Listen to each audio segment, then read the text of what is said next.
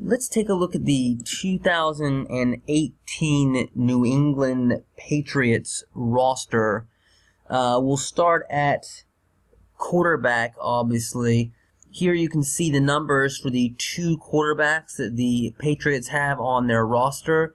First, you have Tom Brady, who is 41 years old this season. You can see his numbers there on the screen since his first year in the league.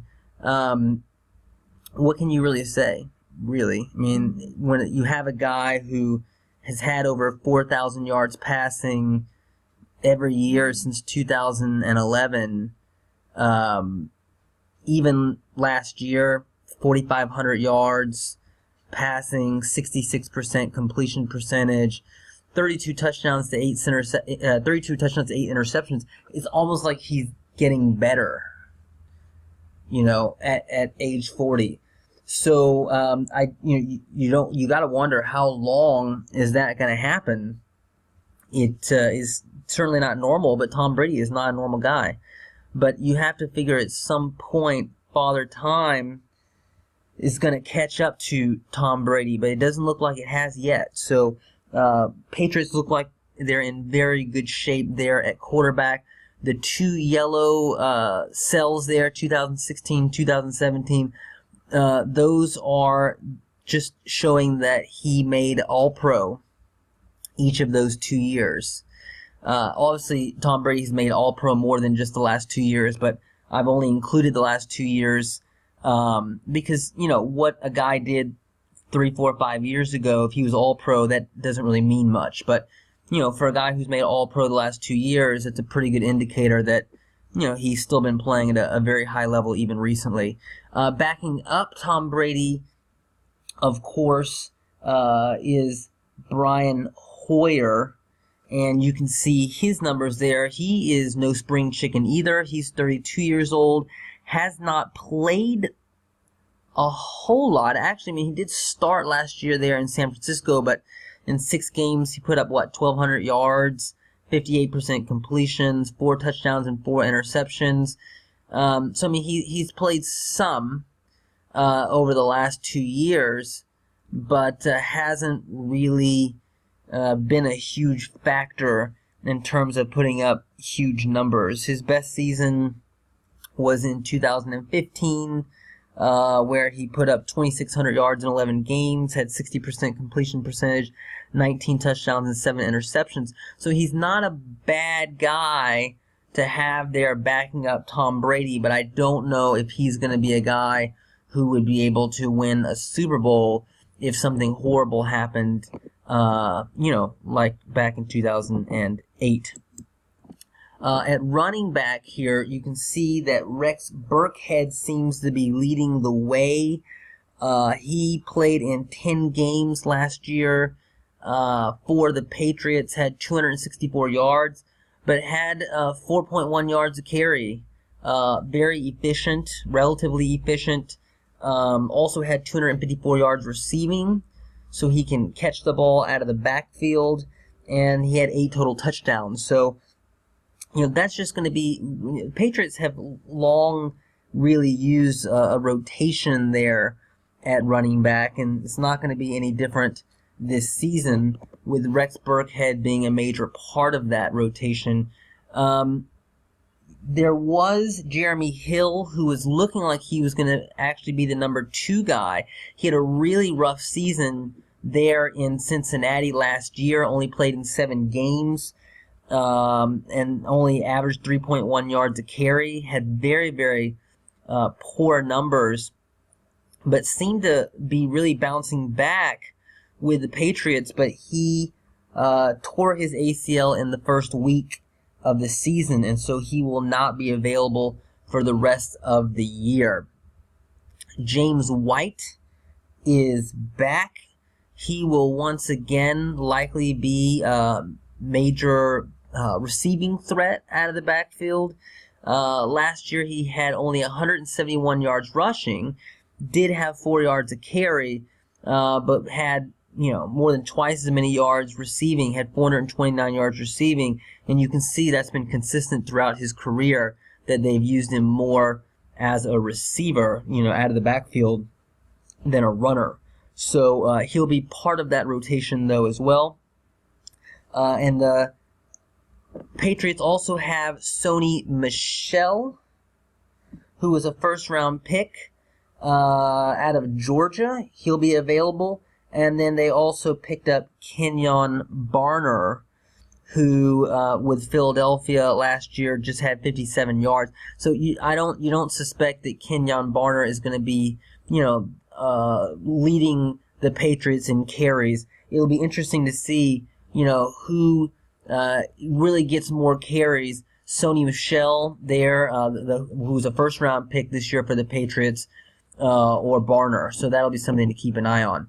At wide receiver, Julian Edelman is suspended for the first 4 games for PEDs. I know Patriots fans are not happy about that, but when he does come back, you can imagine he will be the number 1 receiver for Tom Brady. You can see 3 out of the last 4 years, he had at least 972 yards receiving.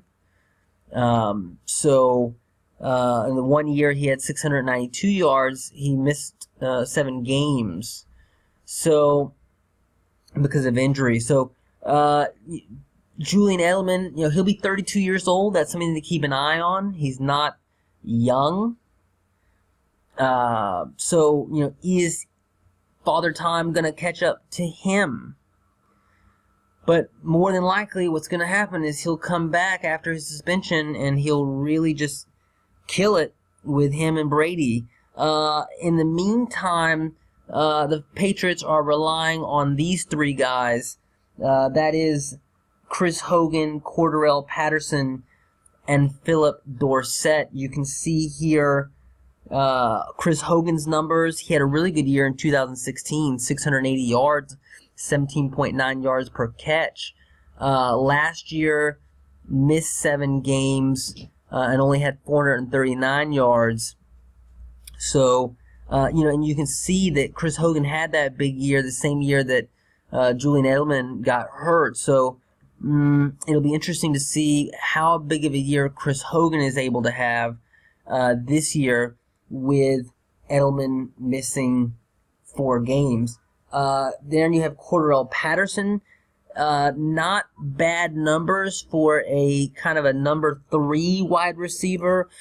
You can see his best year was actually probably his rookie season when he had 469 yards on 45 catches and 4 touchdowns.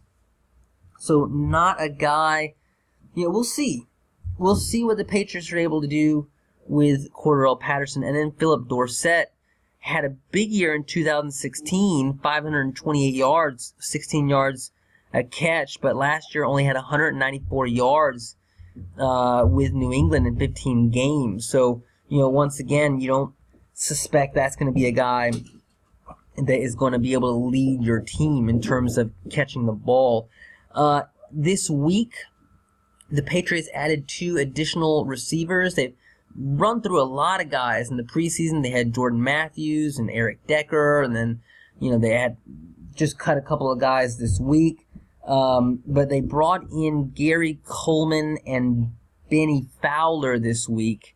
You can see Coleman, not numbers worthy of a first-round pick at all, but did have 300 or 400 yards in his first 2 seasons. And then Benny Fowler, about the same, had 350 yards last season. It was his best year that he had with Denver. So I don't know that this is going to be a big question mark, especially until Julian Edelman returns, is who is going to be able to really carry the Patriots in terms of catching the ball. What I suspect is they'll do what they did a lot in week 1, and that is throw the ball to their tight end and throw the ball to their running backs out of the backfield. And they do that really, really well. Eventually they're going to need someone who can stretch the field so that the defenses won't kind of crowd that line of scrimmage. But their running backs are just hard to cover out of the backfield. And then you got at tight end Rob Gronkowski. And, Here's a guy who made the Pro Bowl or was an All-Pro again last season, 14 catches for 1,000 yards receiving, 8 touchdowns. 3 out of the last 4 years had over 1,000 yards receiving. So, he's been a guy who has had some injuries, so that's something to keep an eye on is he going to be able to stay healthy at 29 years old given the way that he plays and the way that he runs? But if he can stay healthy, it should be another big year for Rob Gronkowski. So, the Patriots have a lot of weapons, especially running the ball, catching the ball out of the backfield, tight end. I was really surprised that they kept Dwayne Allen. I thought for sure that Dwayne Allen was going to get cut because you can see how his numbers dropped off from 2016 where he had 400 yards receiving and 6 touchdowns with Andrew Luck, and then last year in a full season, 16 games, he didn't even have 100 yards receiving. I thought for sure they were going to cut him, but they kept him. So they have Dwayne Allen there at tight end as well, and they also have Jacob Hollister, who was an undrafted free agent last season. But that'll be interesting once again. The Patriots have a great quarterback, phenomenal quarterback, phenomenal tight end. They got some guys that can, be efficient in the run game, and they got some guys that can catch the ball out of the backfield. But the big question mark on offense is, what about wide receiver? What do they have enough weapons at wide receiver? Their offensive line looks solid. They got Trent Brown at left tackle, brought over from San Francisco, and so far so good. Looks to be holding down the fort there on Tom Brady's blind side. Joe Thuney is a third-round pick, left guard. He's back this year. David Andrews is back at center. Shaq Mason is back at right guard. Got a new contract, and Marcus Cannon is the right tackle, starting right tackle, who made All-Pro 2 years ago. So very, very solid offensive line, which is what keeps that run game going so solid, even without a superstar there at running back. And I'm really curious to see how Sony Michel develops, but we'll see how that goes over time. Adrian Waddle is the backup tackle.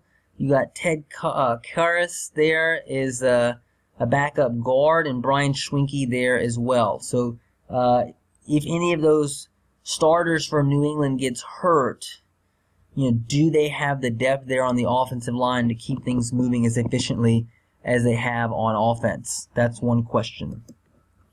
On defense, you can see here they have Trey Flowers, who is supposed to have a really big breakout season at defensive end. He was a 4th-round pick in 2015 and had a big season. 7 sacks his rookie year. It was his second year there in 2016, and then had 6.5 sacks last year with 62 total tackles. So Trey Flowers, he's one of your starting defensive ends there in New England. Then they picked up Adrian Claiborne in the offseason in free agency. He had 9.5 sacks last year with the Falcons, but I think 4 or maybe even 5 of those sacks came in one game against the Dallas Cowboys backup tackle. Just totally killed their backup. And so the numbers are somewhat misleading, but he's a guy that should be able to help New England at least generate more pass pressure than they did last year. In addition, they have Dietrich Wise, who is a solid rotational defensive end there in New England, and then very, very strong against the run. And then in addition, you have Derek Rivers, who's going to be able to play this season. He missed last season after tearing his ACL. He was a 3rd-round pick in 2017. So to get Derek Rivers back, that should also help with the pass rush as well. So the defense, this is just the beginning, but defense should be better this year than it was last season. Finally, rounding out the defensive end group, they have Keontae Davis and Geno Grissom. You can see not guys who have really done much in the league so far. At defensive tackle, there is Lawrence Guy again. Lawrence Guy will be back. 58 tackles last season, 5 tackles for a loss. He should be a big name. Danny Shelton came over from New England in the final year of his rookie contract. Last year with Cleveland, they switched to a 4-3. Danny Shelton had a really good year in 2016, 59 tackles. So Danny Shelton should get a lot of playing time there for New England in the middle of that defense. They also have Malcolm Brown. And they also have Adam Butler. So really, really good defensive line for New England. At linebacker, you have Dante Hightower, who will be back. He missed much of last season due to injury. You can see there he only played in 5 games. But before that, in 2016, he made All-Pro. He's a tackling machine. He can also rush the passer. Rush the passer. He had 6 sacks back in 2014, but also had 3.5 and then 2.5 to 2 years after that. So, he's a guy who is really, really important to that New England defense in that second level there, the linebackers. Kyle Van Noy, another key player now for the New England Patriots in that linebacker core. He was a second-round pick in 2014. Last year had 73 tackles with Hightower out. 5.5 sacks, 4 tackles for a loss. So these two guys, those are the 2 key linebackers, starting linebackers for the New England Patriots. Now, Elandon Roberts will also be back. Okay, he had a really good season last year as well. 67 tackles, had a couple of sacks. But a guy to keep your eye on is Juwan Bentley, who was picked in the 5th round. He actually, in the first week, got the most snaps of any of the linebackers. Apparently, the guy is extremely, extremely smart. He's picked up this system, and I think he's already passed Elandon Roberts on the depth chart. So that's a guy to keep your eye on, Juwan Bentley, this year. How is he able to do as a rookie? So far, it looks like he's doing pretty darn well. In reserve, you got Nicholas Grisby and Brandon King. Those are 2 guys who will be reserve linebackers for New England. At cornerback, you got Stephon Gilmore. Okay? Stephon Gilmore will be the kind of number 1 corner. It looks like Eric Rowe won the job, Malcolm Butler's job, now that Malcolm Butler went to Tennessee. So those are your 2 starting corners in Stephon Gilmore and Eric Rowe. Then the question is, who's going to be the guy that's going to play nickel? Duke Dawson had a good shot at it. He was drafted in the 2nd round this season. But he is going to start the season on IR due to a hamstring injury. So most likely Jonathan Jones will get the starting nickel role.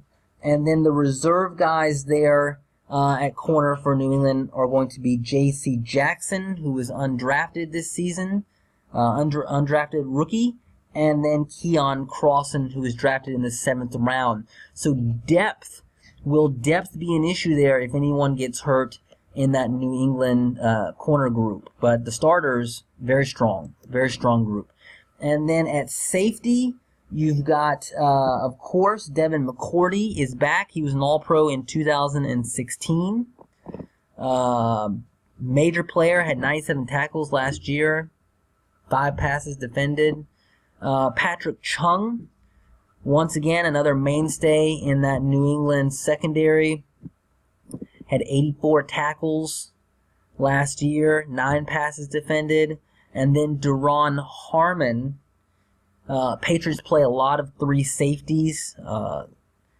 So, Harmon, you see he had 66% of the snaps. He played 66% of the snaps last year.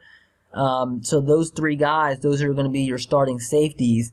Backing them up are going to be Nate Ebner as well as Jason McCourty. They've moved Jason McCourty over from corner to safety. So he came over from Cleveland. So basically, long story short, what you can say about the New England roster is the starting defense is probably going to be much better this season than it was last year. They're going to be able to get more pass rush. They got Dante Hightower back. Adrian Claiborne is in. Derek Rivers is back. And they lost Malcolm Butler, but Eric Rowe looks very strong. Depth might be an issue there at corner. But altogether, the New England Patriots should have a really strong defense this year. And the big question mark for them is going to be, what about wide receiver? Do they have enough weapons at wide receiver to get back to the Super Bowl? Because they're going to win that division. You can mark it down right now. The Bills are going to be terrible. The Dolphins are going to be average. And the Jets should be better, but, they'll be lucky if they're average. Sam Darnold looks good after the first week, but still, Jets will be very average. And so they got a lot of holes on that team. So New England's going to win the division. They're going to make the playoffs. But do they have enough offensive weapons? And can they stay healthy with those key guys on offense in order to get back to the Super Bowl and get Tom Brady another ring? So this is your New England Patriots roster after week 1. Very, very solid team. And they've got a really good shot at getting back to the promised land. If you like this video, make sure you click subscribe, because we are going to break down the matchups every single week and see how each team matches up against each other. What are the strengths of this team? What are the weaknesses of the other team? And how do they match up? So you don't want to miss these videos, especially if you play fantasy football, or if you like to maybe bet on games, if it's legal in your state. Click subscribe, because we are going to have some great information to help you make really important decisions both in fantasy and in your betting. Thank you very much.